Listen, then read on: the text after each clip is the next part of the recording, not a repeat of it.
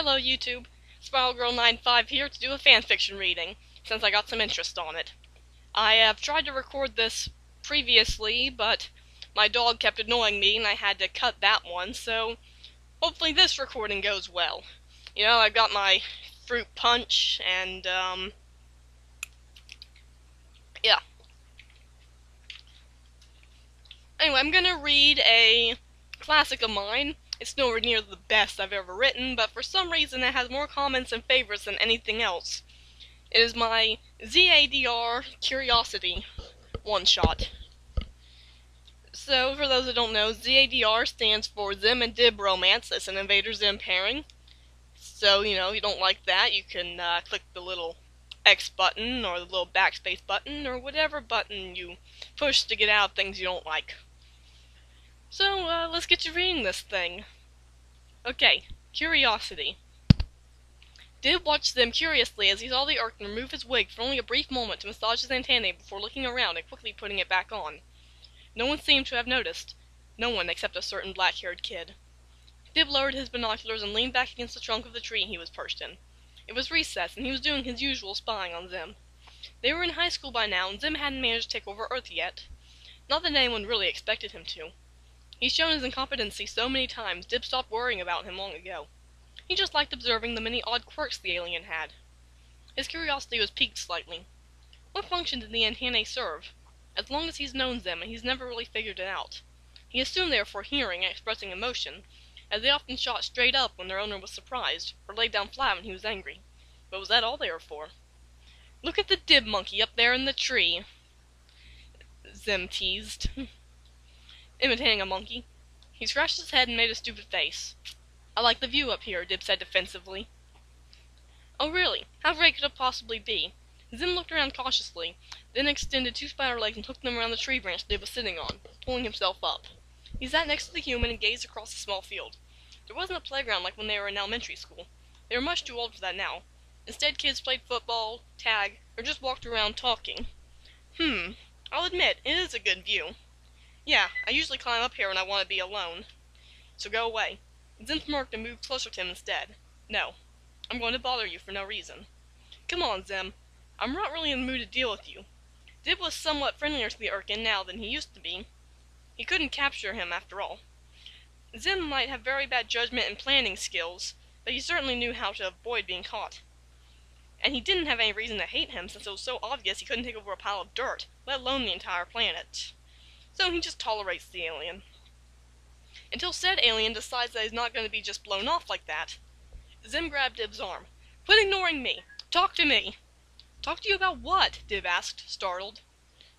"I don't know, anything! I'm bored." Zim has also changed his attitude about his enemy. Even he's figured out that he's pretty bad at what he's supposed to be doing, and Dib isn't really the problem. So he decided that he might as well talk to the boy in a friendlier manner, and maybe learn valuable secrets about Earth from him. Plus the Dib was kind of interesting. He was smarter than the other humans, and much more perceptive. He was the only one in their entire class, and the whole planet really, that knew he was an alien. One could count his sister Gaz, perhaps, but she could honestly care less. She doesn't think he could take over Earth either, because in her words, he's so bad at it. Zim has a bit of... You know, why is it that when I'm sitting around doing absolutely nothing, nothing bothers me, but when I try to do this, like my dog bothers me and my phone goes off and crap like that, oh my gosh.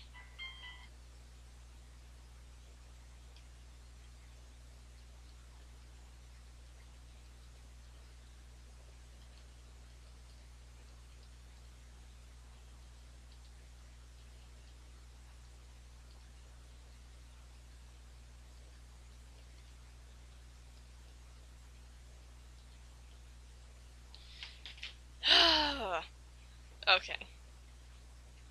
"Okay, I guess we can talk," Dib said slowly. He's used to having random conversations with Zim, who absolutely hates anything quiet and peaceful. So what are your antennae for?" Zim took his wig off so that the two stalks could stretch out. They twitched a few times to get used to their freedom. "I use them for hearing. Duh." "Anything else? Because I've seen them perk up, straight up, or lay down flat. And sometimes one of them twitches for no apparent reason. What's that all about?" Dib noticed one of them twitched at his words. Well, one of them twitching is sort of equivalent to a human raising an eyebrow at another's words. They show emotions. He perked them up. This would mean I'm interested in what you have to say. Or perhaps I'm surprised. He lowered them to their normal position. This is just a neutral position, like a blank face. Finally he flattened them down. If I do this, that means I'm very annoyed and angry and likely to attack you. Those are some of the easiest ones for a pitiful human to understand. But you'd have to be Urkin to understand the more subtle movements they make. Dib thought about all that. That's pretty cool how they show emotions like that. What do they feel like? He reached a hand toward one. It jerked away and Zim hissed. Dib froze and let his hand drop. Phone! Stop going off! Dib froze and let his hand drop. The hissing stopped abruptly and Zim glared at him. Never touch an Urkin's antennae. Ever. Dib didn't reply. He was still surprised by the hissing. He didn't even know Zim could make a sound like that. It was very threatening and hostile, way more than a warning hiss from a cat or snake. It was nearly impossible to describe, but made his blood run cold. Irritated by Dib's silence, Zim grabbed his shirt and shook him. Did you understand that? Dib snapped back to the present. What? I heard you. Stop shaking me, you're gonna make me fall. He grabbed the limb with both hands to keep from falling backwards out of the tree. Zim sat down on his lap, smirking. That would be funny. Get off my lap. It was almost amusing on one level. Zim was still so small while Dib had grown to be almost as tall as his father. The Rimbrain family has always produced very tall people. It was kind of like a cat plopping down on its owner's lap for the plain reason that it would annoy him. On the other level, you're creeping me out. That's the idea. Zim intentionally didn't move, knowing he was annoying the human. He developed almost a fondness for him, enjoying lightly tormenting him and poking fun at him. He wouldn't hurt him very badly, but he loved pulling on his hair at random moments or tripping him in the hall. Humans may grow to be pretty tall by Urkin standards, but that just made it so much more satisfying when they're pushed down a flight of stairs. Dib glared down at the Urkin invading his personal space. Zim, I'm warning you. What are you going to do about it? Zim laughed and his antennae bounced along to his laughing. Dib's eyes followed them, and he decided to take a huge risk. He grabbed the tip of one of the stalks. Zim instantly went still. Dib, what did I just say? Suddenly he stopped talking, eyes growing wide.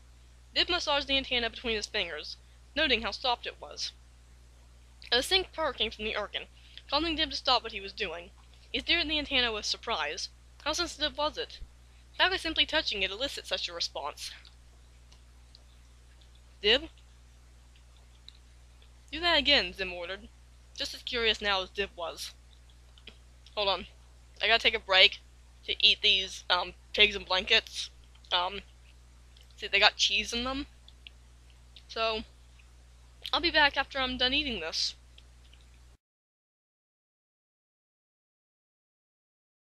And I am back after eating the hot dog wrap things.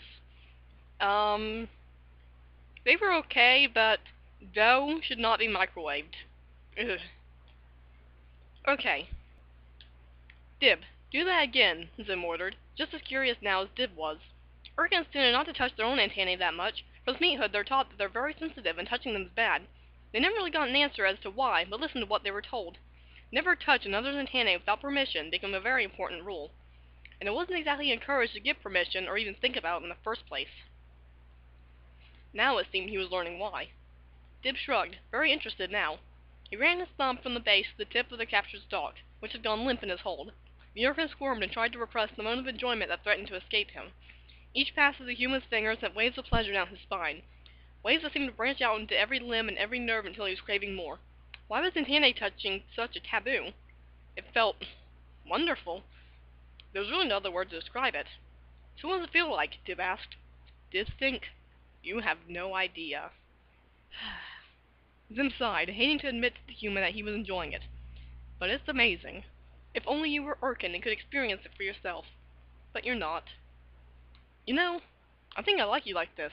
You're just so, dare he say it, cute. Zim had been closing his eyes in bliss. Now they flew open and he pulled his antenna free. He turned around so that he was facing Dib and spread his claws. What did you just call me? Dib held up his hands innocently. Cute? Zim stood up, still on Dib's lap, and put a claw in his face. For such a small alien, he was looking rather threatening. Zim is not cute. Zim is a mighty Urkin soldier and should be treated as such. Dib rolled his eyes at Zim's ranting and took hold of the antenna again, massaging it delicately. Zim's eyelids fluttered and the claw lowered. He sank down and found himself nestling against Dib's stomach, claws bunching into the fabric of the boy's blue shirt. He hummed contentedly. "That was easy," Dib commented. "Mighty Irkin soldier, huh?" "Shut up," Zim said tiredly. "Well, that's not very nice." Dib wondered what would happen if he were to give the other antenna the same treatment as this one is, and decided to give it a try. He was rather enjoying how much Zim calmed down and looked totally helpless when the one was touched. As soon as Zim felt two fingers lightly pinch the base of the other antenna, he completely lost it. "Oh, Dib," he moaned, claws tightening into the human's shirt. One small part of him hated how his body responded to touches with such delight. The other part absolutely loved it. For some reason, he loved the attention he was being given. After living for nearly 16 Earth decades, this treatment of his rather neglected antennae filled him with ecstasy. That feels good. Dib's surprise only grew. He's enjoying this way too much. This is so disturbing. But I don't want to stop. He liked making Zim act like this. He liked getting to be the one in charge for once. With a smirk, he said, "So I guess you like that, huh?" He quickened the speed of his fingers, running them up and down the thin appendages with forceful strokes. Zim shuddered, letting out what sounded like a purr and nuzzling closer to Dib. He buried his face against the human's stomach and closed his eyes, focusing entirely on the waves of pure pleasure he was experiencing, which were so much stronger now that both antennae were being caressed. His usual dominant attitude had disappeared completely. There wasn't a single thought about taking control of the situation and reminding Dib who the lowlier life form was. He just wanted this amazing, relaxing feeling to go on forever. Dib pulled his hand back as he realized just how submissive Zim was becoming. It just wasn't normal, and he was getting a little freaked out. He checked the time on his watch and gave Zim a small shake. "Zim, recess is over in 2 minutes." It took Zim a few moments to register the fact that Dib was no longer touching his antennae. When he did realize it, though, he shook his head and climbed off of Dib's lap, finding his wig and putting it back on. He was in a cheerful mood as he made sure his antennae were tucked carefully away and out of sight. Well, that was interesting. Now I understand why I didn't want us touching them. It's such a distraction. You were totally enjoying that. Zim wanted to deny it, but knew it was totally true. So he compromised. "You lie!" "Admit it. You liked that." "Maybe a little." Dib fought back a smile and started to climb down from the tree. A hand grabbed the back of his trench coat and spun him around, pulling him down so that he was sprawled across the limb on his stomach. Zim knelt down in front of him. "All right. I'll admit I liked it." Then he pressed his lips to the human's before he could change his mind. Dib let out a muffled, startled sound and tried to escape, but Zim didn't let him. The Orkin lay down on the branch and pulled Dib's head closer to him, pushing his tongue unceremoniously into the other's mouth. He found the human's tongue and took hold of it, binding it tightly. Dib wrapped his arm around Zim and sat up, pulling the Orkin up with him and holding him up as he gave in and kissed back. When they pulled apart, Zim wiped his mouth off and said, "You humans and your strange love gestures are so gross. But somehow they're pretty enjoyable. You know what? I guess I don't hate you." Dib wiped his mouth off too. "Really? Well, that's cool. I don't really hate you either." "You're pretty cool. And you're so cute when your antennae are touched." "Ah, stop calling me that!" Dib jumped down from the tree and looked up at Zim. "You're cute!" Zim started to leap down. "You're gonna pay for that one. You have to catch me first." Dib took off running toward the school, weaving through the crowd of other students that were grudgingly headed back to class. Zim couldn't help but laugh at the challenge. "You're on!" He gave chase. In just a few minutes, so many things had changed between them, and all it had taken were touches to a very sensitive pair of antennae, and the natural curiosity both humans and Urkins shared. And that is the end. It's, like I said, not the best thing I've written, and I guess it's kind of cute. There were some out-of-character moments, but, you know, that's just what I wanted to start with. That's kind of how I got my start with this pairing. One of the first real one-shots I ever wrote for them, so I have a certain fondness for it, you know? It's, makes me feel nostalgic rereading that thing. So, you know, tell me what you think. I need practice with reading out loud, I know. My words kind of tend to slur together. I'm a quick talker. I mean, if I actually stop and think about it, I can separate each of my words and talk very smoothly, and I guess surely, maybe not surely, but I can talk well. It's just, I'm kind of rushing, I guess, to read this, because I don't want the video to be super duper long, you know? And I kept getting distracted because my mom kept texting me. It's like, she didn't text me all day, but she only started texting me when I started doing this, and you know how it goes. But anyway, tell me what you think. I'll put a link to the fanfiction in the description down below where you can read it and comment on it and stuff. And, yeah, that's pretty much it. Goodbye, friends!